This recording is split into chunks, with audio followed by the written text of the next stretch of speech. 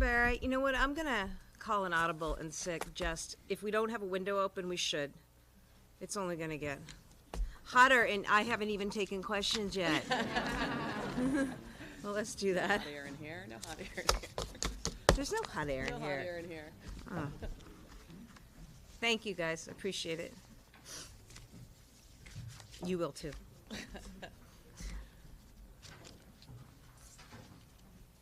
All right. Like workers' comp industry. I know. There we go. We got it. Thank you. Thanks, Marconi. Okay. Well, good afternoon, everyone. The Lieutenant Governor and I are pleased to be here today with members of our great team, this cabinet, to present our administration's budget proposal for fiscal year 2026. I want to thank all the teams across the executive branch who worked really hard over many weeks, many months, to ensure that we're presenting a budget that is fiscally sustainable while also meeting the needs and supporting the people of our state. Special thanks to A&F Secretary Matt Gorkowitz and the A&F team, including Undersecretary Jen Sullivan and Assistant Secretary for Budget Chris Marino, along with all of the analysts and managers. Really, really appreciate it. For the past 2 years, we have focused on things that matter to people in Massachusetts, and we've also taken on some of the toughest challenges. There are issues like housing costs, transportation infrastructure, that for far too many years have been neglected and allowed to grow worse. But we've refused to kick the can down the road. Working with the legislature and through strong fiscal management, we've taken these issues on and we are turning them around. We've made life more affordable with the first tax cuts in 20 years for seniors, families, and businesses. We're tackling a housing shortage and building homes that more people can afford through the $5 billion Affordable Homes Act. We're investing in students and young people from childcare to K through 12, to pre-K, to high school vocational programs, to no-cost community college and affordable four-year degrees at our great state colleges and universities. We're improving transportation with record federal funding for roads and bridges, and a new state investment that is making our trains and buses more reliable. We're creating good jobs by supporting businesses and making our economy more competitive through the Mass Leads Act. And we're getting our veterans the care and support that they deserve through the HERO Act, a new program with new facilities and opportunities. The $59.6 billion budget that we file today will continue all of that progress and builds on that progress in new and transformative ways.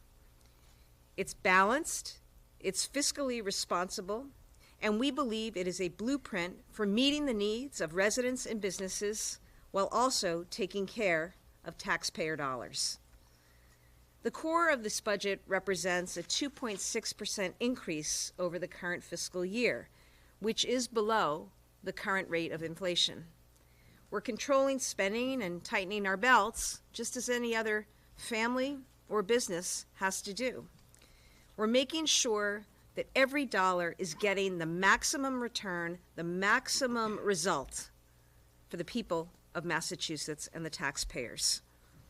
And we're focusing those investments on things that people depend on, need, all over the state. Childcare, education, housing, transportation, human services, and so much more. We're investing in primary care because, as I spoke the other night when I addressed you all at the State of the State, we need more frontline workers in this area so that people can get appointments where and when they need them. We're also investing in behavioral health with education and Health and Human Services working together to make sure, for example, that young people can get the support that they need in schools. Now, at the same time, through smart, forward-thinking fiscal management, we're taking on and looking to fix more of the foundational systems that have been neglected for too long in our state. We're going to invest in the infrastructure that our quality of life depends on. This includes transportation, where we have a 10-year, $8 billion plan to fix roads, bridges, and public transit across our state. And it includes public higher education, where we have a $2.5 billion plan to modernize facilities across our great 29 statewide campuses. That will give our students the world-class education that they deserve and give our economy the skilled workforce that it needs. Taken together, these two investments will inject more than $1 billion into our economy every year for a decade. Over that period, these two things alone will create an estimated 140,000 construction jobs and many more additional great jobs through economic growth and workforce development. In other words, our fiscal plan is not only about identifying the most important needs facing the residents of our state, coming up with a plan to fix and address those needs, it's also about building on the foundations to ensure further economic success for Massachusetts. I'll be clear on the fiscal management that informed the preparation of this budget. Costs are up across this country. I don't have to tell anyone at home that. And with that, we've seen an increase in the cost of services.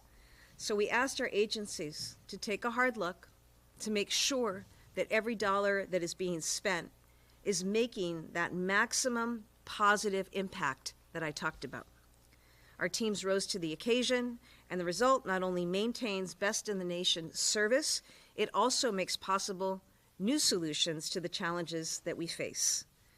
I look forward to working closely with the legislature, once again, to get their input and to work with them on the completion and passage and ultimate signing of a budget that keeps Massachusetts moving forward. We've proven, I believe, in the last 2 years that we can take on some tough challenges and actually deliver results. And that's what I intend to do through this budget, working with the legislature. I want to thank our team once again, and I'll now invite the Lieutenant Governor to say more.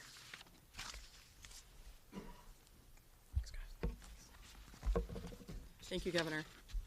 Appreciate the opportunity to share a few more about our budget highlights. I want to thank all of our colleagues who joined us this afternoon from the Cabinet, across state agencies, and certainly from cities and towns who we know rely on these resources. We truly are Team Massachusetts, and a budget is ultimately about supporting those partnerships. The Governor and I go across the state, and we see how hard local officials, local businesses, and local residents are working every single day. And this budget is really about supporting them and getting them the resources they need to uplift and empower that work. That's why it increases local aid for cities and towns while fully funding the Student Opportunity Act to get our schools the resources they need to provide excellence for every student. It continues our nation-leading support for childcare and our progress towards universal pre-kindergarten. We're also proposing a new program to support older residents. We recently renamed the Executive Office of Elder Affairs to the Executive Office of Aging and Independence. This recognizes and supports the vitality and ongoing contributions our residents make as they age. Already, a number of cities and towns have worked to meet the criteria to be named an age-friendly community. This work spans across housing and transportation, public spaces, civic and social life, and more. With 20% of our state's population over the age of 60, we want to encourage and accelerate this work. So we are funding grants totaling $1 million for qualifying municipalities who expand age-friendly initiatives. These funds will go straight into communities through local organizations that make the most direct and positive impact for older residents.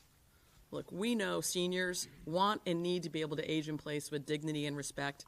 Many of our aging neighbors want to grow old in a way that enables them to thrive and explore their curiosities, and they need the help and support to do that. That's what these resources are about. This funding will help lead the way. A big part of the transportation funding plan that the Governor just talked about is also focused on local support. We're looking to increase our Chapter 90 commitments to cities and towns, that funding by 50%. That's a $100 million increase at the local level. That's going to help with local infrastructure, roads, and sidewalks. And if you keep in mind that 80% of the roads we all travel on are local roads, it's pretty meaningful to communities. It's going to help with those much-needed repairs coming off of a tough winter. We're also looking to invest $200 million in culverts that are critical infrastructure for flood protection. Look, it doesn't cost less to do it later. These are the sorts of fortifying investments that we can make now that's going to help every community in the Commonwealth. As a longtime mayor and someone who is in contact all the time with local officials, lots of colleagues, I'm proud of the way that this budget responds to local needs. Cities and towns need a strong state partner, and this budget delivers on that promise. It's now my distinct pleasure to invite our Secretary of A&F, Matt Gorkowitz, to say a few more words.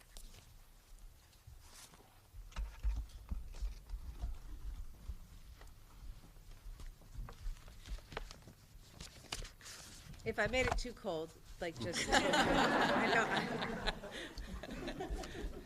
if, Shimmy it down a little. People are Okay. shivering in the back.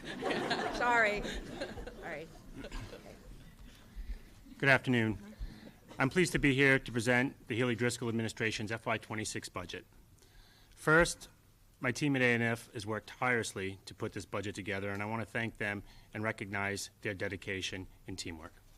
In particular, I want to thank you, the leader of our budget team, Assistant Secretary Chris Marino, and on the legal side, Martha, to help us and celebrate this awesome work that you've all done. So I just want to thank you all very much for the work that you've done.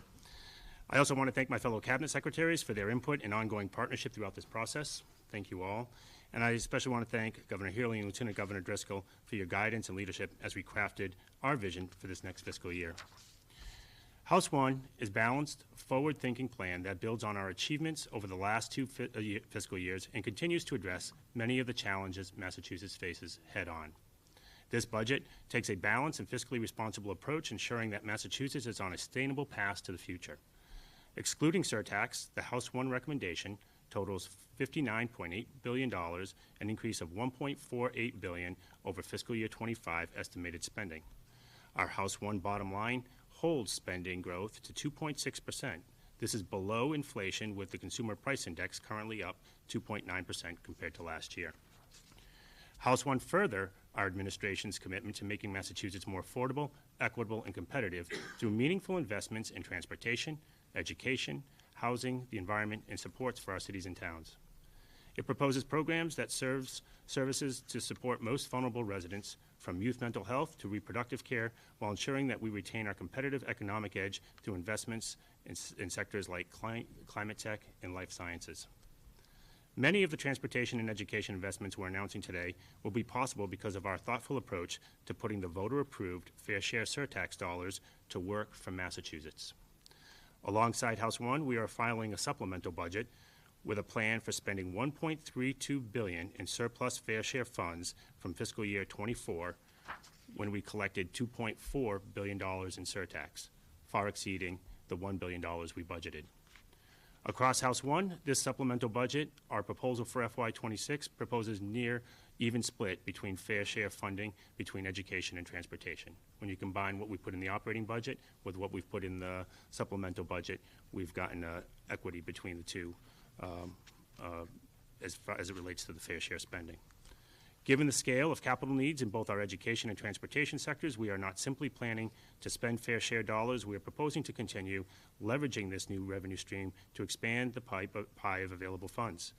Together, House One and our fair share supplemental budget bill presents a plan to dramatically transform transportation in Massachusetts, unlocking a total of $8 billion over the next 10 years to improve our roads, bridges, regional transit system, and to immediately stabilize the MBTA. We are also proud that House One expands key areas of our administration's gateway to pre-K agenda, including $475 million for C3 grants and $67.7 million for universal access to high-quality pre-K through the Commonwealth Preschool Partnership Initiative, the CPPI. Our commitment to a bright future for Massachusetts' next generation doesn't stop with early ed and care. House One also sustains our investments in free community college and works with the higher education bond bill that we filed yesterday to unlock an estimated $2.5 billion to address deferred maintenance, decarbonization, and modernize our public education campuses. Another highlight of House One are investments we are proposing to support local communities, including over $9.2 billion for local aid, a $480 million or 6% increase over the FY25 budget, as well as funding for the 5th year of the Student Opportunity Act. By supporting clean energy infrastructure, providing resources to implement the 2024 climate bill, and investing in the Disaster Relief Resiliency Fund that we established in last year's budget, House 1 ensures that Massachusetts continues to be a national leader in the fight against climate change and its impacts. House 1 also supports the implementation of Affordable Homes Act, the most comprehensive housing bond bill in the state's history, and aims to eliminate renter-paid broker fees. It also underscores that while House 1 proposes the critical, impactful investments that we've named, as well as many others, it does not waver from our commitment to being thoughtful stewards of taxpayer dollars. Over the last 5 years, demand for state services and increasing costs tied to inflation have caused spending to outpace tax revenue. In response, we carefully stretched every dollar, actively managing spending and controlling growth. We are also recommending a reasonable and thoughtful combination of solutions, including targeted savings and revenues. House 1 achieves balance and invests in our commitments without drawing on the stabilization fund, and we expect to grow the stabilization fund balance with additional deposits in both FY25 and in FY26. By proposing a budget that lives within our means, we are ensuring that Massachusetts is on a stable financial footing, not only in FY26, but for years and decades to come. Again, House 1 is balanced, responsible, and forward-looking plan. Thank you I want to thank our partners in the legislature, led by Chairman Michaelwitz and Rodrick, for their consideration of this proposal. I'm grateful for the ongoing collaboration with the chairs and their teams as we work together to develop and sustain the spending plan for FY26. We are proud to present this recommendation today, and we look forward to seeing these investments put into action and service to families and communities across the Commonwealth. Thank you. Thank you. Thanks. Any questions? Any questions about the budget? Governor, your budget proposes shifting RAP disbursements from 7,000 over 1 year to 7,000 over 2 years. That's a pretty significant reduction in what families will get. Why do that? Well, I think we've got to live within our means, first of all, but I also think it's important to look at that alongside the other things that we have done. I think for the first time an administration has come in to EA and actually really leaned into better case management. It's why we've seen hundreds and hundreds of families exit our emergency assistance shelter system over the last several months. I think the reforms that I instituted, the policies that I instituted, are also leading to numbers going down. We have better job training, better job placement, work authorizations, as you know, for those who are not from Massachusetts. So all of this has to be looked at together, but I think it was, to me, the most sensible route that we could go in ensuring that our emergency shelter system continue to function and serve the needs. RAP is a program to help people for foreclosures, evictions, utility payments, moving. I mean, how do you, as demand increases, why decrease the amount? Well, I think, Chris, this is part of why we really leaned into the Affordable Homes Act. I mean, what I am really focused on as we look to this year ahead is implementing the great laws that we got passed the last couple of years. Affordable Homes Act, leaning into this $5 billion funding opportunity so that we can send and get going more and more housing construction. We want shovels in the ground. We want people in homes this year. So, my hope is with that and with more availability, we're going to see prices, come down. I'm a strong supporter of RAFT. I was head of the Civil Rights Division and in the Attorney General's office, led a lot of the work around fighting foreclosures on unlawful evictions, so I certainly understand and appreciate the importance of those programs, but I also know that I have a responsibility to present a budget that lives within our means right now.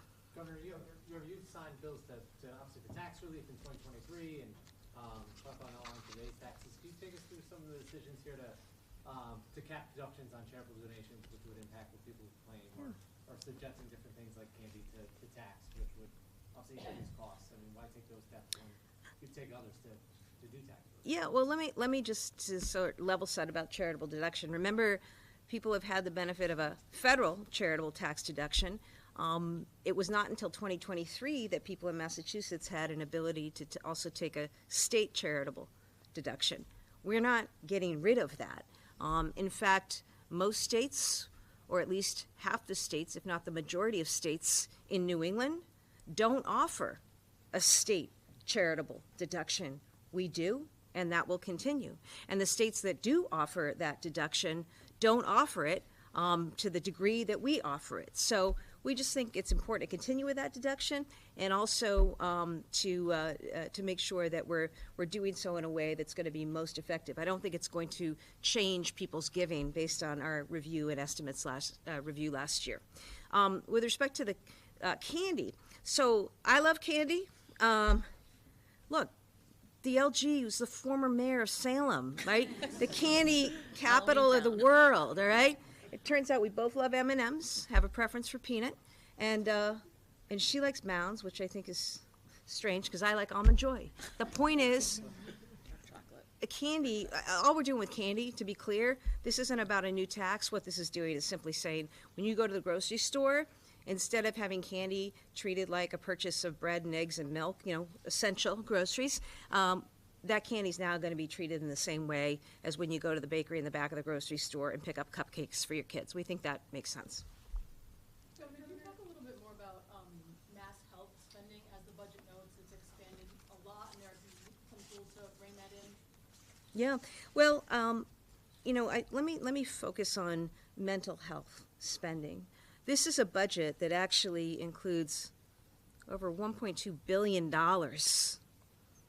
$59 billion budget, $1.2 billion of that is going directly for mental health programming within DMH. There's programming elsewhere throughout other agencies, but I just say that because that is a sign of my commitment to mental health and to addressing the behavioral health needs of our residents. I also am continuing in this budget access to the 31 community behavioral health centers. I talked about these last week. 24 hours a day, 7 days a week, providing important services to families, helping to divert individuals, especially young kids who might otherwise end up boarded in emergency departments. We're going to continue with all of that, and it's my intent that services will not be disrupted. So we have ongoing work and conversation with the workforce, with our agencies, and now with the legislature about all of this. But know that, there's a reason that Massachusetts is #1 in healthcare. We prioritize healthcare. We prioritize human services. I'm proud to be a governor of a state that has valued that. That will continue as we work forward through this budget process. Governor, given these stated goals to make things more affordable for state residents and costs are going up, why against the authorization of the Municipal Empowerment Act, which could drive up costs for state residents if towns choose to enact those options? Yeah, well, as you heard from the LG, we care a lot about our cities and towns. We're mindful that costs are going up for everybody, not just across Massachusetts, but around the country, which is why we've been so focused on affordability. Secretary, would you like to speak to that, or LG specifically? I'm happy to say a few words. Yeah. You think about the costs that municipalities are incurring. They really have one primary revenue source, and that's property taxes. Having other ways to raise revenues certainly provide a little bit, I would say, flexibility for communities. That's funding schools. That's funding public safety. That's funding public works. We're doing as much as we can to help, but there are still costs that communities have asked us to ensure we prioritize so they can make the choice. Not every community that has right now the ability to have a meals tax has done that, or a hotels tax. This is really providing flexibilities to cities and towns to understand what their needs are and then to have some tools to try and meet them. And Matt, feel free to add anything else. No, I think that's great. Governor, you're concerned about the potential loss of federal funding to the new administration, transportation, healthcare, other sectors. Look, we're full steam ahead. My budget really accounts for what I think is possible, and we've gotten a lot of money in the door. I mean, I think we were probably the most successful, if not one of the most successful states over the last 2 years in terms of bringing federal dollars back to our state. $9 billion. So I don't know what we'll see from the incoming administration. I know that we're going to stay focused on maximizing every dollar that we do get, whether it's in our general fund or whether it's through federal funding. And we'll certainly continue to pursue federal funding. Governor, the Justice Department has ordered an investigation into state officials. I'm sorry, Chairman, do you mind saying? President Trump's Justice Department has ordered an investigation into city and state officials who obstruct immigration enforcement. Are you concerned about that happening here in Massachusetts? I haven't seen that yet. No, I'm not concerned. I have no reason to be concerned. Officials here follow the law. We're not a sanctuary state. Again, I'll have to look at what they issued. That state police won't cooperate with immigration officials. No, I think what I said is that when it comes to actual civil immigration enforcement, that is something that by law is delegated. It is the authority of federal law enforcement and federal immigration officials. I don't stand in the way of that. And I've also been clear, and I speak as a former prosecutor and attorney general, that when it comes to criminal activity, alleged criminal activity, or the apprehension of those who have committed crimes, whether they are people from Massachusetts or people who've come to Massachusetts, cooperation by my administration through the state police, by others in local law enforcement, will continue with our federal authorities. State police will cooperate. That's always been the case. Okay, look at you used to cover it. The human trafficking cases, the gun trafficking cases, the drug trafficking cases. This isn't good. It's not good for residents anywhere. And we want to make sure that we're always supportive of law enforcement when it comes to investigating, prosecuting, pursuing, holding accountable. And in the event you're talking about a person who is undocumented, the removal, the deportation of that individual. That was the case years ago. It continues to be the case now. It was the case under President Biden. It's the case now under President Trump. What I've also said, though, is I have concern about vulnerable communities who may be feeling a lot of fear based on some of the rhetoric. And, Massachusetts has laws in place. There are certain procedures that need to be followed. I've also said that I don't think it makes good economic sense to see efforts to round up and detain those who have not committed a crime but are here, and I've been here, and I've been working here and raising families here, and their kids are going to school here, and they're paying taxes here. Governor, your budget attempts to Welcome give to your economic team the authority to reduce or cut spending in any program included in 2 pandemic-era laws. That's a $3.7 billion economic development bill, I believe, from 22, and a federal aid and surplus bill from 2021, both signed by Baker. You expect that to yield $200 million in savings, but what exactly is your team going to target and cut from that bill? They were very expansive pieces of legislation. I appreciate that. Secretary Gorkowitz, you want to Sure. speak to that? That provision in the budget does allow us to go back to Chapter 268, Chapter 102. You're right, those were very expansive bills that were originally funded by ARPA dollars, some general fund dollars. Most of it was put in place in 2001, I think was the enactment date of that. There remains about there's a significant amount of that funding that has yet to be obligated, and even a larger amount that has yet to be unspent. Our plan over the next year, if this provision is to make it through the legislative process, is to go through those line items, go through those provisions, and identify where we may be able to, and particularly in cases where monies haven't have any design on them or been obligated yet, pull back on some of those funding as a way to help support some of the essential programs and services in the budget. Sorry, I want to let, you had a question. Follow-up question on Sherman's question on the immigration topic. You want to take it? Immigration? Oh, no, I'll go. Yeah. Funny. You've clarified, and there's an SJC case that clarifies that it is Massachusetts state law that our local law enforcement doesn't have the authority to hold people, arrest people, and just civilize detainers. Is there any room for discretion? We know of at least one sheriff who expressed interest in complying with the federal government in that arena. Does he have the discretion to do so? Look, I think that's probably a question better posed to the Attorney General in terms of the legal analysis, and I don't know about what the courts would say on that. What I will say is that, I remain committed to working with law enforcement when it comes to investigating, prosecuting, holding accountable those who commit crimes in Massachusetts, right? I mean, full stop. The civil detainers is a different issue. Civil detainers is a different issue, and currently it's governed by the SJC's decision in the Lund case. Great. You talked about your administration's priority of primary care behavioral health. Can you explain a little more your decision to close the state public health hospitals, especially after you just let 2 hospitals close? Yeah, I think what this is about, I think of it as a redirecting of services, of care.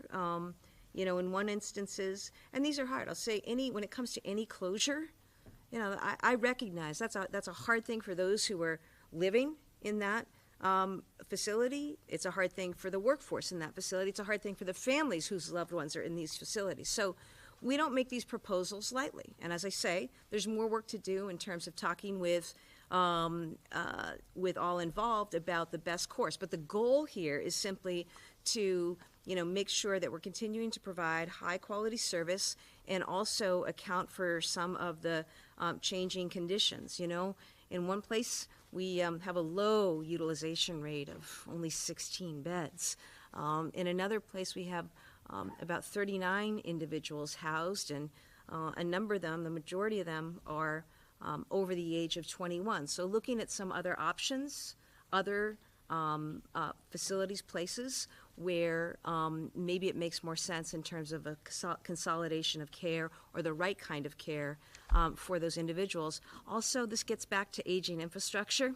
You know, one of these places we can't actually move more people in because the conditions are really poor in terms of the infrastructure. There haven't been investments there in a while. So that's the philosophy, but in any event, we'll see how things go as we go forward with all of this.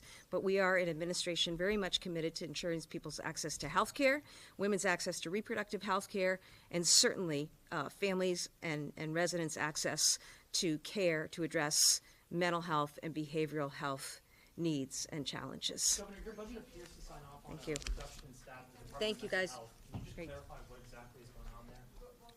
We'll follow up with that. Is there, Okay. in fact, a Thank you, reduction? everybody.